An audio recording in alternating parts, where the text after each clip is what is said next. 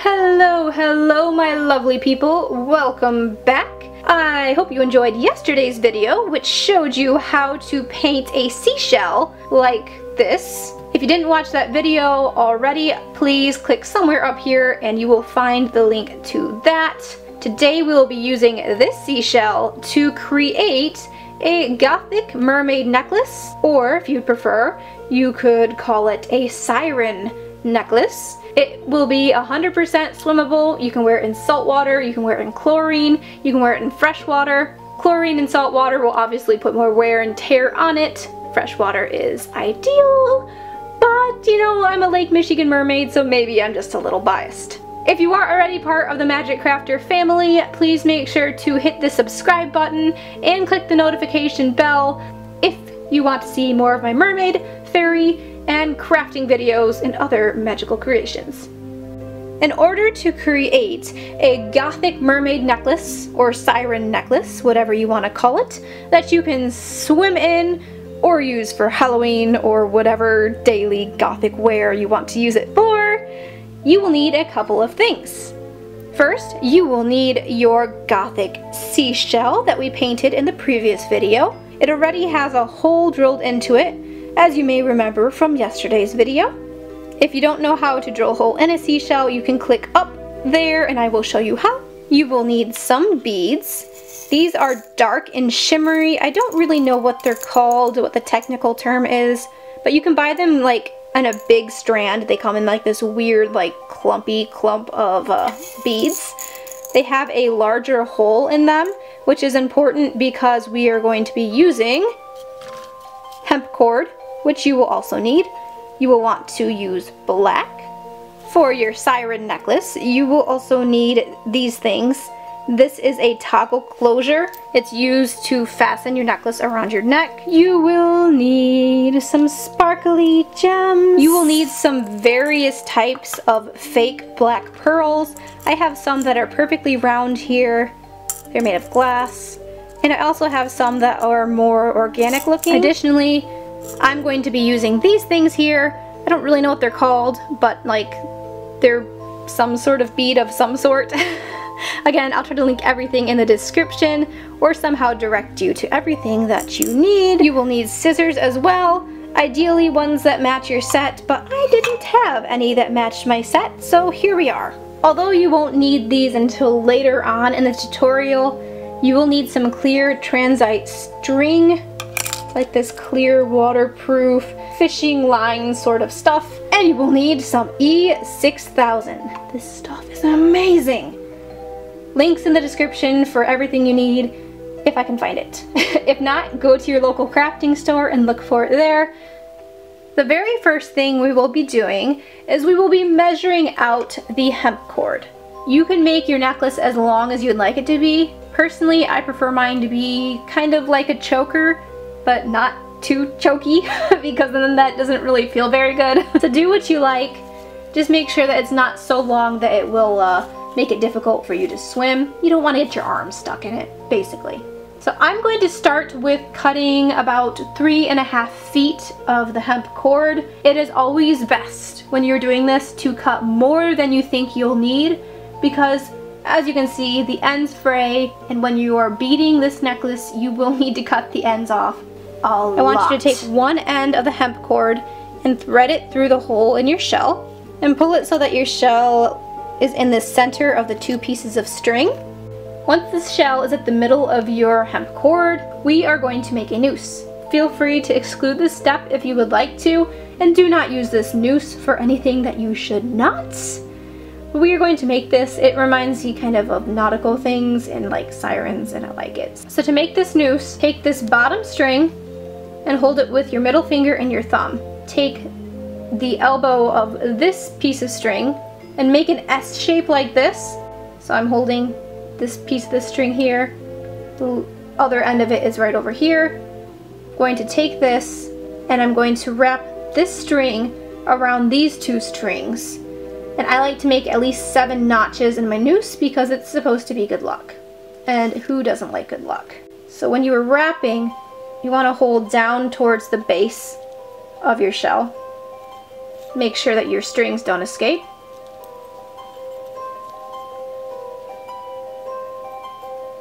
and keep your little notches as close together as possible.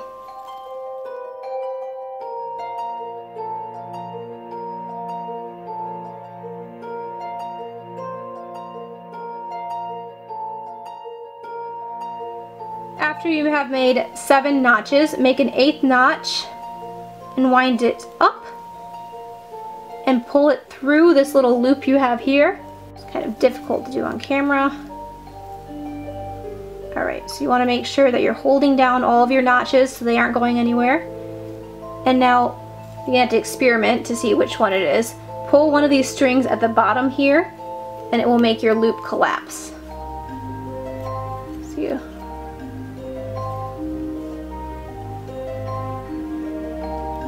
Like this.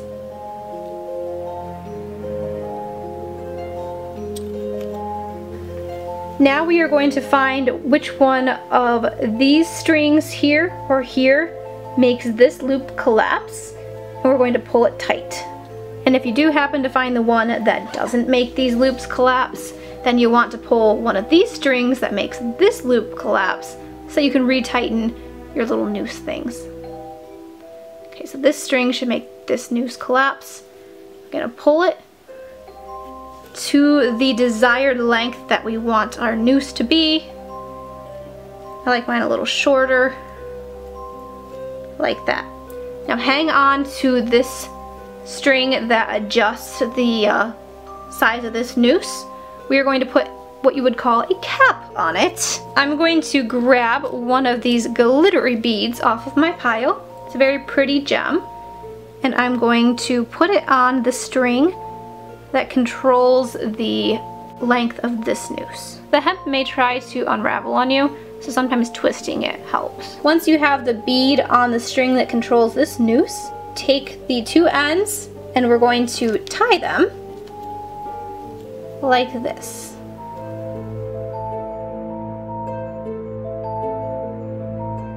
Make sure you tie the knot as close to this gem bead as possible. The reason for doing this is it helps to keep this noose from becoming any larger than you want it to become, because this kind of clogs up the string that could move to pull your noose to make it bigger or smaller. Here comes the fun but slightly agitating part.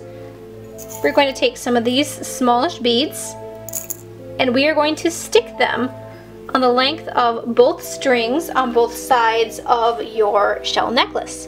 This is going to take quite a long time. Some beads will be too small to fit over the hemp cord. Sometimes the hemp cord will fray and you'll have to cut it. That's why we cut ours really long, so we have lots of room for error. So take this, try to stick it in the holes. It might be helpful if you burn this hemp cord. Also, I found that if you try to twist it when you're putting it into the bead, it'll help keep the threads together. So I'm going to start with one side, decorate it how you want. If you want to use a different type of bead, feel free to use whatever you prefer. I'm going to do a pattern probably of a couple of these beads and a couple of gems. We'll see.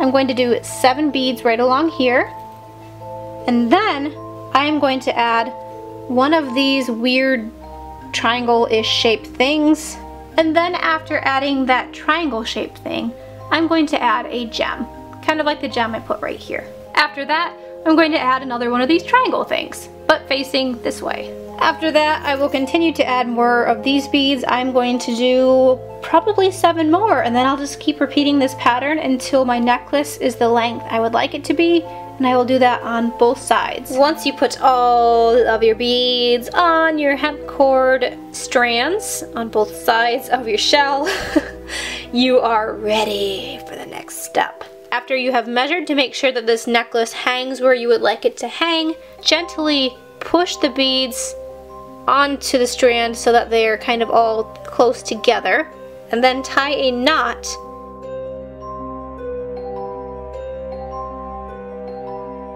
and tie the knot as close to the beads as possible, like that.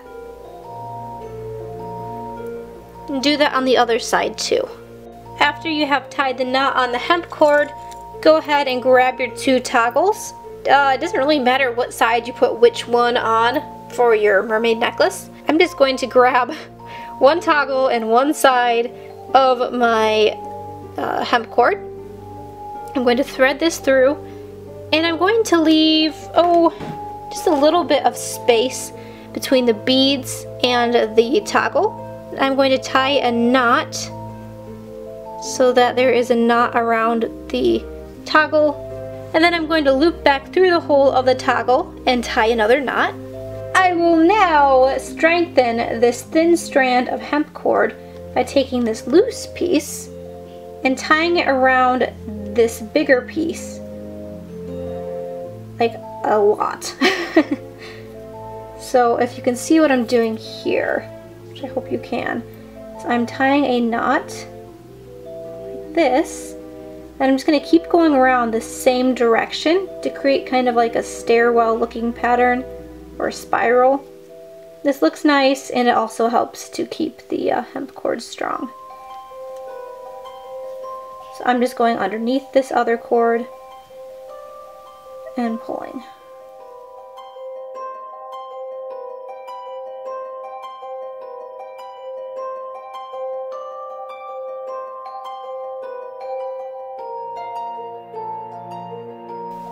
Once you've done this so that your knots are butted up to the end of the beads, just take the string and tie it around itself. If you want to add a little bit of E6000 along this strand of knots, you're more than welcome to do that to help reinforce it, but they should be pretty strong. And repeat with the other toggle on the other side. All done getting your toggles on your necklace? Perfect! We will be moving on to the next step now. We are going to go ahead and get started with this now. Make sure you have a window open before beginning this, because the E6000 is toxic and harmful to the body and the brain, which the brain is part of the body, so it's harmful to you. So open up a window, make sure you're in a well-ventilated area. It is also a good idea to wear a respiratory mask to help block the entry of the fumes into your nose and mouth. The first order of business, cut about, let's say 10 inches of the transit string, more if you feel you need it. Now take a dagger or teardrop shaped gem. I don't know what you would call it. I like to think of it as a dagger. And put it in the center of your transit string. Line up my 2 ends like that. So take one end of your string and wind it back through the other end of your bead. You will now have a line right here where some of your transit string is exposed. That's going to be the back side. Since I'm basing this necklace off of the Siren Gothic mermaid necklace that I made in the past, I'm going to try to follow the same bead pattern that I used too, with a few variations. Now what I want you to do is on each side of your big dagger shaped thing here, put a very small pearl of your choice of color on the transit string. Now do the same thing on the other side. Now go ahead and do the same size bead of a different color if you'd like, and put that on both sides. I'm going to do this again with yet another color of bead of the same size, and this is what we have so far. Then take a gem of a similar size and stick it on each side, and then I'm going to take one of these and put it on each side. I don't know what to call this type of bead, but it has like this really almost, I don't want to say iridescent sheen to it, but it's just really pretty. And now I'm going to take one of the dark pearls and I'm going to put them on either side. I'm using the pearls that are irregular shaped. I think they call them freshwater pearls. And I'm going to put one on each side, and I want the pearls to be of similar size but slightly different shapes. And then take 2 irregular pearls of a larger size of the same or different color and put those on each side of your strands as well. Take one of these beads we used earlier to put on the base of our necklace, and you're going to take both strands of your transit string, and you're going to stick the bead on both strands. As you can see, we have a shape right here. It's a pretty cool shape. I like this shape. This shape is a tame shape where beads aren't rolling around everywhere. I'm going to take another freshwater pearl. I'm going to go with this one here. I like the way it looks. And I'm going to stick it on both strands of transit string as well. I want you to give both of those strings a pull, and then we're going to tie a couple of knots right here so that the string does not slip through our big freshwater pearl.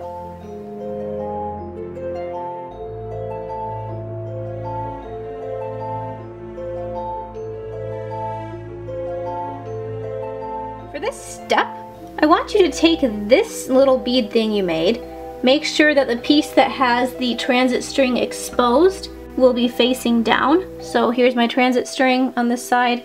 It's going to be facing down on top of this shell. And take your strands of transit, or string, or whatever you want to call it, and weave it through the whole of your shell. This doesn't need to sit perfectly on your shell. We are going to be using the E6000 in a little bit, so bear with me. Pull the knot through your shell, and then flip your shell over. I want you to grab any sort of bead or gem or whatever it is you want, and stick it on this side of your shell. String both strands of the transit through that bead, and then go back through if you can and loop-de-loop it back through the bead again. For tightening the loop-de-loop, make sure you pull your transit string so that the beads on the other side are pressed up against the hole of your shell. Then press this bead into the hole and pull your loop-de-loop.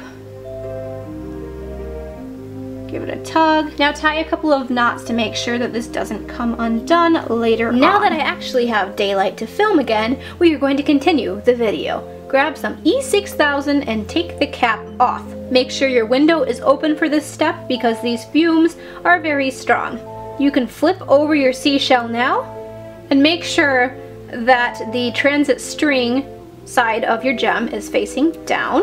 And kind of look at your shell, determine where you want the gems to fall. Since this is a smaller shell than my other necklace, the gems are going to fall a little lower on the shell. Once your glue is open and you've found where you want your things to sit, you can quickly take the glue, line the back of your pearls and gems with some of the E6000 glue. Doesn't need to be perfect, just make sure you use it generously. And then press them where you would like them on your shell. Put your cap back on your glue too, and then you can reposition your gems a little bit more. Firmly press these pieces together on your shell for just a couple of minutes until they set. Now that we have let our E6000 glue dry a little bit, we're gonna stick some more glue on our shells. I let my shell dry for about, 30 minutes. Just to let the glue kind of settle a little bit so nothing's going to move around. Now stick some glue in the center of your shell. If you want to take a toothpick and move it around so that it's around the gems some more so they are definitely covered, you may. I'm going to wipe some of this off my gems. I went a little crazy with the glue. Now I want you to take a big pearl of some sort and stick it right here. Make sure the holes are not facing up, otherwise it won't look like a pearl, it'll look like a bead. And I want you to take two smaller-ish pearls or beads and stick them on the sides of that pearl. This is what it should look like.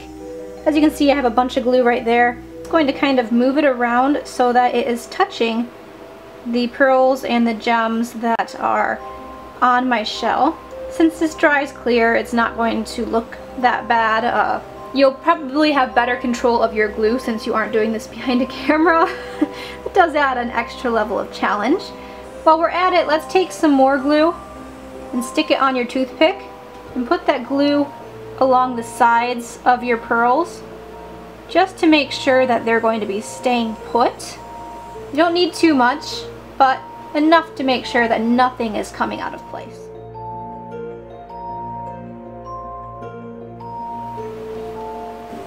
Rotate your shell so that you're going to be working on the back end, the part that we painted black. Right here. Grab some more gems and pearls of your choice of colors. You will want some smaller ones and some bigger ones for this. They don't have to be the same on each side. If you do different colors and different shapes and sizes on each side, that will make this look more organic. I want you to take some glue, stick it on your toothpick, and put it on one side of your shell.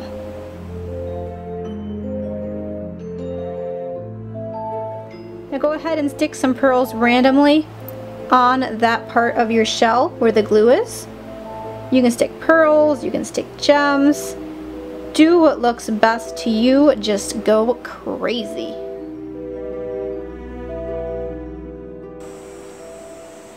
And then of course, do that on the other side of your shell as well.